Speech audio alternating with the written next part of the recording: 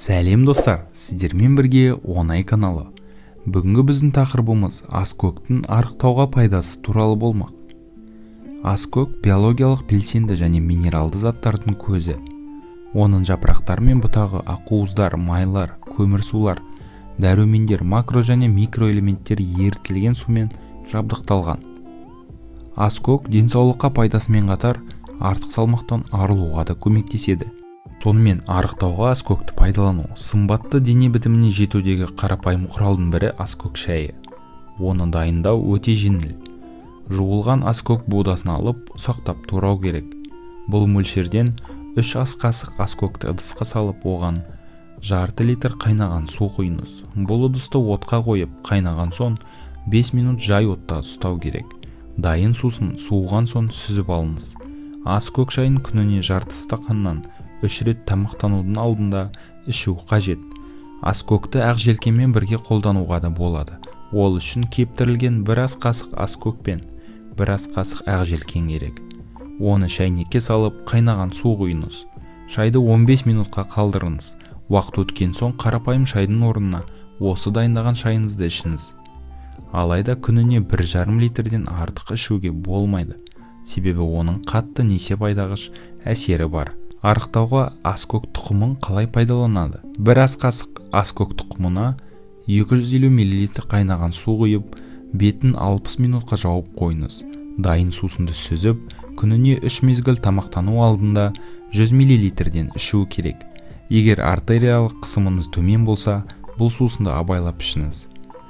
Аскөк тұқымы қызылмия шөбімен бірге артық салмақтан арылуға жақсы көмектеседі. Бұл екі ингредиентті балғын немесе кептірілген түрін ұсақтап турау қажет. Ол 1:4 пропорцияда болуы қажет. Оны ыдысқа салып, үстіне 750 мл су құйыңыз.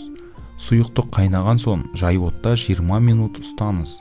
Қайнатпаны сүзілген және жылы күйінде күніне 3-4 рет тамақтанудан соң жарты стақаннан ішу қажет. Бұл сусын қарныңыз тоқ секілді сезім тудырады.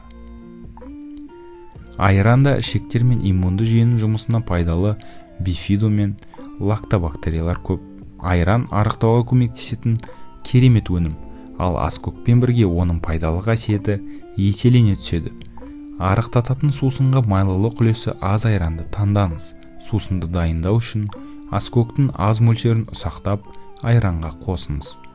Бұл сусынға қиярды да қосуға болады. Ол кезде 3 ингредиентті блендермен араластырыңыз. Бұл сусынды жеңіл тамақ берілетін күндері қолданған жақсы. Егер айран ішкенді ұнатпасаңыз, аскөкті сүзбемен бірге жеуге де болады. Сүзбе адам ағзасына қажетті ақуыз көзі. Мұндай тағамды кешке таман жесеңіз, қарныңызды тоқ етіп ұстағандықтан ұйықтар алдында тамақ жегіңіз келмейді. Оны дайындау үшін таза аскөкті ұсақтап турап, сүзбеге қосыңыз. Қосымша ретінде оған көк жуа мен ақ желкен де қосуға болады. Тағы да айта кетерлік жайт, аскөк ғасырлар бойы дәстүрлі азиялық медицинада қолданылған.